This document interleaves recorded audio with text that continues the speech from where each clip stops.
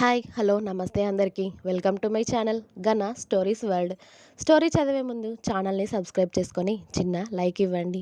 ఇక స్టోరీలోకి వెళ్ళిపోదాం. మై డియర్ రాక్షసి ఎపిసోడ్ 30. అవంతిక పడుకుంది అని కృతి చెప్పడంతో పడుకోనివ్వమ్మా, నిద్రలో అయినా తన బాధంతా దూరం అవుతుంది కదా అని రాఘవేంద్ర గారు కూడా అన్నారు. వైభవ్, అమ్మ కృతి, మీరు కూడా వెళ్ళి పడుకోండి, చాలా సమయం ప్రయాణం చేసి వచ్చారు కదా, నేను కూడా కాసేపు నడుము వాలుస్తాను అని రాఘవేంద్ర గారు ఆయన రూమ్లోకి వెళ్ళిపోయారు. పనివాళ్ళు కూడా ఎవరి రూమ్లోకి వాళ్ళు వెళ్ళడంతో కృతి మెల్లిగా వచ్చి వైభవ్ పక్కన కూర్చొని అతడి భుజంపై తలవాల్చి, అక్క లైఫ్ ఇలా అవుతుందనుకోలేదు వైభవ్. అసలు అక్క జీవితంలో ఏం జరుగుతుందో నాకు అస్సలు అర్థం కావడం లేదు అని అంది బెంగగా. ఇదిగో ముందే నీకు అన్నీ చెప్తే నువ్వు ఇలా బాధపడతావని నీకు ఏదీ చెప్పకుండా దాచాను. మీ అక్క జీవితం మొదటి నుండి ఏం జరుగుతుందో అన్నీ తెలుసు నాకు. కానీ వాడు మారాడు అనుకున్నా. కానీ వాడు ఏం మనిషి నాకు ఇప్పటికీ అర్థం కావడం లేదు. వాడి పిల్లలే వాడు వద్దు అంటే కట్టుకున్న భార్య ఎక్కడికి వెళ్తుంది అన్న జ్ఞానం కూడా లేదు వాడికి. వాడిని ఏం అనాలో కూడా నాకు అర్థం కావడం లేదు అసలు. వాడెందుకు ఇలా మారిపోయాడో కూడా తెలియడం లేదు. పిల్లలంటే ఎవరైనా ఇష్టం లేకుండా ఉంటారా? ఒక్కొక్కరు పిల్లలు అవ్వక ఎంతమంది హాస్పిటల్ చుట్టూరా తిరుగుతున్నారో మనం చూడడం లేదా? అలాంటిది వాడే ఇప్పుడే ప్రాణం పోసుకుంటున్న వాడి పిల్లని చంపేయమనడానికి వాడికి మనసు ఎలా వచ్చిందో కూడా అర్థం అవ్వట్లేదు నాకు. వీడు ఎందుకు ఇంత వెధవలా మారాడో కూడా అర్థం అవ్వడం లేదు అన్నాడు వైభవ్. నిజంగానే బావకు ఎందుకు వైభవ్ అలా పిల్లలంటే నచ్చడం లేదు? ముందేమో పెళ్ళి ఇష్టం లేదు అన్నాడు, ఇప్పుడు పిల్లలు ఇష్టం లేదు అంటున్నాడు. ఎందుకు వైభవ్ అని అడిగింది కృతి. దాంతో ఆర్యన్ వాళ్ళ అమ్మ నాన్న స్టోరీ, వాళ్ళ అన్న వదిన పాప చనిపోవడం, వాళ్ళ మధ్య జరిగిన గొడవలు, అవన్నీ వాళ్ళు ఎలా చనిపోయారో అవన్నీ వివరించాడు వైభవ్ కృతికి. బావ వాటిని ఫేస్ చేశాడు కాబట్టి అలా అనుకున్నాడు, కానీ అందరి జీవితాల్లో అలాగే జరుగుతుంది అని లేదు కదా వైభవ్. ఆయన అంటే ఫ్యామిలీకి టైం ఇవ్వలేదు, అలా వాళ్ళ మధ్యలో గొడవలు వచ్చాయి. కానీ బావ మరి అలా నేను మా అన్నయ్యలా ఉండలేను, నా వైఫ్ని నా పిల్లల్ని బాగా చూసుకుంటాను అన్న నమ్మకం బావగారికి లేదా? ఎందుకు ఇలా అక్కని అన్యాయం చేశాడు? అక్క నా కోసమే కదా బావగారి లైఫ్లోకి వెళ్ళింది. బావ కూడా ఆయనకి ఎవరు ఎక్కువ కానంతగా అక్కే ప్రాణం అన్నంతగా అక్కని చూసుకున్నాడు. ఇప్పుడు ఇలా అక్కని నడి రోడ్డులో వదిలేయడం నాకు ఏమాత్రం నచ్చడం లేదు. నేను కూడా ఇప్పుడు అక్క పక్కన లేకపోతే ఏమయ్యేది? అప్పుడే ఆపరేషన్ అయినప్పుడు నాకు గనక ఏమైనా అయ్యుంటే మా అక్కని ఎవరు చూసుకునేవారు అని వైభవ్ని పట్టుకొని చాలా ఏడుస్తూ ఉంటుంది కృతి. ఏడవకే, ఇప్పుడు ఏమైంది? మీ అక్క బాగానే ఉంది కదా, చూసావా మీ అక్క ఎంత స్ట్రాంగ్గా ఉందో, నువ్వు మాత్రం ఇలా ఏడిస్తే ఎలా చెప్పు? మీ అక్కని ఊరుకోబెట్టాల్సింది ఇప్పుడు నువ్వే. నువ్వే కదా, నువ్వు ఇలా డీలా పడిపోతే మీ అక్క ఇంకా డల్ అవుతుంది. తను వట్టి మనిషి కూడా కాదు, ఇంకో చిన్ని ప్రాణాన్ని తనలో మోస్తూ ఉంది. తనని ధైర్యంగా ఆరోగ్యంగా ఉంచాల్సిన బాధ్యత మనదే. నువ్వు ఇలా ఏడ్చి అవంతికని ఇంకా ఎక్కువగా బాధ పెట్టకు, అర్థమైందా అన్నాడు వైభవ్ కృతితో. హా అంది కృతి. ఏడవకే, పద పడుకుందువు గాని అన్నాడు వైభవ్ కృతిని దగ్గరికి తీసుకొని. అక్క పడుకుంది, పడుకోనివ్వు ప్రశాంతంగా. మళ్ళీ నేను తన పక్కన పడుకుంటే డిస్టర్బ్ అవుతుందేమో, నేను నీ దగ్గర పడుకుంటాను అని చాలా క్యూట్గా చెప్పింది కృతి. కృతి క్యూట్ ఫేస్ చూసి వైభవ్ కరిగిపోయి, సరే పద అని తన ముద్దు పెట్టుకొని ఆమెను దగ్గరుండి అతడి రూమ్లోకి తీసుకువెళ్ళాడు. ఇక ఇద్దరు కూడా ఒకరి కౌగిలిలో ఒకరు ఆ రాత్రి హాయిగా ఆదమరిచి నిద్రపోయారు. ఉదయాన్నే నిద్రలేచిన రాఘవేంద్ర గారికి అవంతికను చూడాలనిపించి తను ఎలా ఉందా అని అవంతిక రూమ్లోకి వెళ్ళేసరికి ఖాళీ రూమ్ దర్శనమిస్తుంది ఆయనకి. బాత్రూమ్ గనక వెళ్ళిందా ఏమో అని చూసేసరికి అసలు వాటర్ సౌండ్ లేదు. ఎంతసేపు అయినా కూడా వాష్రూమ్ కూడా ఖాళీగానే ఉండడంతో ఏమైంది, కృతి కూడా లేదు, కృతి ఉంటే వైభవ్ దగ్గర ఉండొచ్చు, మరి అవంతిక ఎక్కడికి వెళ్ళింది అని రాఘవేంద్ర గారు కంగారుగా వచ్చి ఇల్లంతా తిరిగి చూసినా అవంతిక ఎక్కడా లేకపోవడంతో ఇంట్లో పని వాళ్ళందరినీ కూడా కేకేశారు రాఘవేంద్ర గారు. సుశీల, రమేష్ అని పని వాళ్ళందరినీ పేరు పెట్టి పిలుస్తూ ఉంటే ప్రతి ఒక్కరూ కూడా రాఘవేంద్ర గారి ముందు ప్రత్యక్షం అయ్యారు. రాఘవేంద్ర గారు చాలా కంగారుగా కనిపించడంతో ఏమైంది పెద్దయ్య గారు అని అడిగారు వాళ్ళు. నిన్న తీసుకొచ్చిన అమ్మగారెక్కడా? కనిపించడం లేదు. బయటకి ఎక్కడికైనా వెళ్లారా? అని చాలా సీరియస్‌గా అడిగారు ఆయన. లేదయ్య గారు, అమ్మాయి గారు మేము ఎక్కడికి వెళ్ళడం చూడలేదు. ఉదయం మాత్రం డోర్ తెరిచి ఉంది. మీరెవరైనా తీసి ఉంటారు అనుకున్నాం.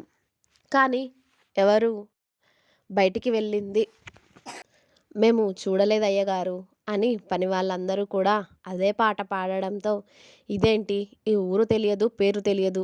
అమ్మా! ఎక్కడికి వెళ్ళుంటుందని అని రాఘవేంద్ర గారు కంగారు పడుతూ ఉన్నంతలోనే వీళ్ళ మాటలకి వైభవ్, కృతి కూడా నిద్రలేచి బయటికి వచ్చేసరికి అవంతిక లేదు అన్న న్యూస్ విని వాళ్ళు కూడా ఆశ్చర్యపోతారు.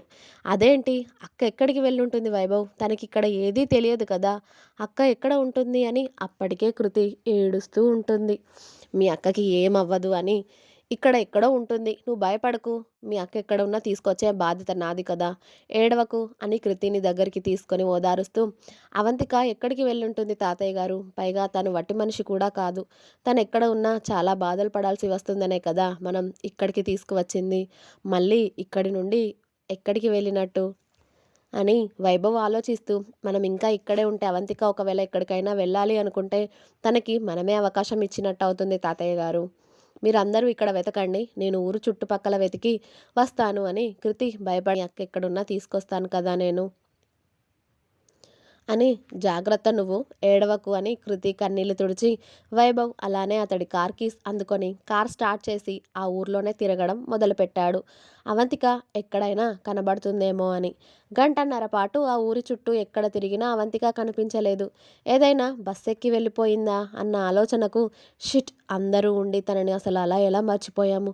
కనీసం కృతి అయినా అవంతిక దగ్గర ఉంచితే అయిపోయేది అనుకొని కార్ స్టీరింగ్ని గుద్దుతూ ఆలోచిస్తూ ఉంటాడు. కార్‌ని ఓ పక్కకి అప్పుడే అతడికి దూరంగా గుళ్ళో గంట వినిపించడంతో అతడి మైండ్ అటు వెళ్ళింది. ఒకవేళ గుడికేమైనా వెళ్ళుంటుంది అన్న ఆలోచన అతడి మైండ్‌లోకి రాగానే ఇంకొక సెకండ్ కూడా వేస్ట్ చేయకుండా కార్‌ని స్టార్ట్ చేసి కార్‌ని వేగంగా పరుగులు పెట్టిస్తూ ఆ గుడి దగ్గరికి వెళ్ళి కార్‌ని బయటే పార్క్ చేసి పరుగున గుడిలోకి వెళ్ళాడు.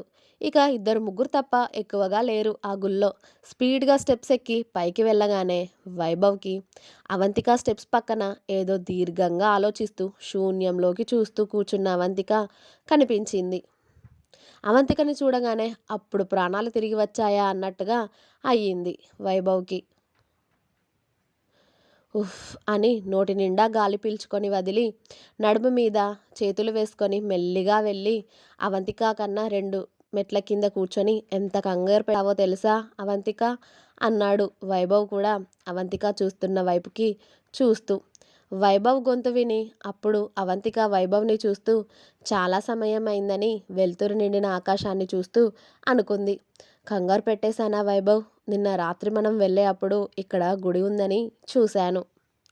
అందుకే ఉదయం ఇక్కడికి వచ్చాను. మళ్ళీ మీరు లేచే వరకి ఇంటికి వద్దామనుకున్నాను కానీ గుళ్ళో కూర్చున్నాను కదా! ఏదో ఆలోచిస్తూ టైం చూసుకోలేదు. తాతయ్య గారు, కృతి కంగారు పడుతూ ఉన్నట్టుంటారు కదా! అని అంది అవంతిక. మరి కంగారు పడరా? అసలు నువ్వున్న పొజిషన్ ఏంటి? ఎవరికీ చెప్పకుండా ఇలా వస్తే కంగారు పడకుండా ఎలా ఉంటారు చెప్పు? ఆల్రెడీ అక్కడ నీ చెల్లి శోకండాలు పెట్టడం స్టార్ట్ చేసింది ఎప్పుడో. తాతయ్య గారు పెద్ద మనిషి. ఆయనని అలా కంగారు పెట్టొచ్చా? పద వెళ్దాం. నీకు కావాల్సి వస్తే డ్రైవర్స్ ఉన్నారు. అన్ని కార్లు ఉన్నాయి. ఎవరికైనా ఒకరికి చెప్తే తీసుకొచ్చేవారు కదా! ఇంకొక్కసారి ఇలా ఒంటరిగా బయటికి రాకు అవంతిక. ఓకేనా? అన్నాడు వైభవ్. "హ్మ్. అలాగే" అని అవంతిక అనగానే, అయిపోయిందా? ఇంకాసేపు ఉంటావా? వెళ్దామా? అని అడిగాడు వైభవ్. అప్పుడెప్పుడో ఉదయం వచ్చాను వైభవ్ నేను. నా దర్శనం కూడా అయిపోయింది. ఇక వెళ్దాం పద అనగానే వైభవ్ అవంతికని తీసుకొని మళ్ళీ ఇంటికి స్టార్ట్ అయ్యాడు. ఇక్కడ ఇంటి దగ్గర ఇంట్లో అంతా వెతికినా కూడా అవంతిక జాడ తెలియడంతో అందరూ కంగారు పడుతున్న సమయంలో వైభవ్‌తో పాటు వస్తున్న అవంతికని చూసి అప్పుడు ప్రాణం పడ్డట్టుగా అయ్యింది రాఘవేంద్ర గారికి, కృతికి. కృతి అయితే వాళ్ళ అక్కకి ఎదురు వెళ్ళి అవంతికని హత్తుకొని, "ఎక్కడికెళ్ళిపోయావక్కా? ఎంత కంగారు పడ్డామో తెలుసా? నువ్వెక్కడికైనా వెళ్ళే అప్పుడు మాకొక్క మాట చెప్పి వెళ్తే అయిపోయేది కదా! నీ గురించి మేమెంత టెన్షన్ పడ్డామో తెలుసా? పైగా నువ్వున్న పొజిషన్ ఏంటి? అలా ఒంటరిగా వెళ్తే ఎలా చెప్పు? ఏదైనా జరగరానిది జరిగితే ఎలా? నీతో పాటు ఇప్పుడు ఒక మనిషి కంపల్సరీ ఉండాలి. అసలు నీ హెల్తే బాలేదు కదా!" అని కృతి ఏడుస్తూ ఉంటే, "కృతి నాకేం కాలేదురా. ఇక్కడ దగ్గరే గుడి ఉంది. అక్కడికి వెళ్ళానంతే. ఇంకొకసారి ఎవరికీ చెప్పకుండా బయటికి వెళ్ళనురా. ఊరుకోరా నేను బానే ఉన్నాను" అని చెల్లిని ఓదార్చి రాఘవేంద్ర గారి దగ్గరికి వెళ్ళింది అవంతిక. అవంతిక ఆయన దగ్గరికి వెళ్ళగానే, "చాలా కంగారు పెట్టేశావు తల్లి. ఇంకెప్పుడైనా నీకు బయటకు వెళ్ళాలి అనిపిస్తే నాకు గానీ, చెల్లికి గానీ, వైభవ్‌కి గానీ చెప్పమ్మా. అలాగే ఇక్కడ పని వాళ్ళందరూ మన వాళ్ళే. నువ్వెక్కడికి వెళ్ళాలని చెప్పినా నిమిషాల్లో నిన్ను కారులో తీసుకొని వెళ్ళి తీసుకొని వస్తారు. సరేనా? అంతేగాని ఇలా మమ్మల్ని కంగారు పెట్టే పనులు చేయకు తల్లి" అని రాఘవేంద్ర గారు అనగానే, "సారీ తాతయ్య గారు. మీరు లేచే వరకి మళ్ళీ ఇంటికి వద్దాం అనుకున్నాను కానీ, గుళ్ళో కూర్చోగానే నాకు సమయం అసలు తెలియలేదు" అంది అవంతిక. "గుళ్ళో ప్రశాంతంగా ఉంటుంది కదా తల్లి. అందుకే నీకు సమయం తెలియలేదు. పద పద పద తల్లి" అని రాఘవేంద్ర గారు అవంతికని సోఫాలో కూర్చోబెట్టి పని వాళ్ళని కేకేయగానే వాళ్ళు జ్యూస్ తీసుకొచ్చి ఇచ్చారు అవంతికకి. అవంతిక అది చేతిలోకి తీసుకోగానే, "అమ్మ కృతి అక్క వచ్చింది కదా! ఇక మీరు కూడా ఫ్రెష్ అయ్యి రండి తల్లి. అందరం టిఫిన్‌లు చేద్దాము. అవంతిక ఇంతసేపు తినకుండా ఉండడం మంచిది కాదు" అని ఆయన చెప్పగానే, "అలాగే తాతయ్య గారు" అని కృతి ఇంకా వైభవ్ ఫ్రెష్ అవ్వడానికి వెళ్లారు ఎవరి రూమ్‌లోకి వాళ్ళు. రాఘవేంద్ర గారు అప్పటికే ఫ్రెష్ అయ్యి ఉండడంతో అవంతిక జ్యూస్ తాగుతూ ఆర్యన్ గురించి ఆలోచిస్తూ ఉంది. ఎంత ఆలోచించకుండా ఉండాలి అనుకున్నా కూడా కట్టుకున్న భర్త కదా! అలా ఎలా ఆలోచించకుండా ఉంటుంది? ఆయన ఏం చేస్తున్నారు ఏంటో? ఇప్పుడు తాతయ్య గారు కూడా ఇక్కడే ఉన్నారు అని ఆమె ఆలోచనలన్నీ ఆర్యన్ చుట్టూనే తిరుగుతూ ఉంటాయి. రాత్రి తాగి వామిటింగ్ చేసుకుంటూ అలానే సోయలేకుండా పడుకున్న ఆర్యన్‌కి మధ్యాహ్నమైనా మెలకువ రాదు. అసలు అతడిని గురించి పట్టించుకునే వాళ్ళు కూడా లేరు. ఇంకా ఉంది. Next episode రేపొస్తుంది. వెయిట్ చేయండి. అలాగే మీకు గనుక నా స్టోరీ నచ్చినట్టయితే ప్లీజ్ లైక్ చేయండి, షేర్ చేయండి, కామెంట్ చేయండి.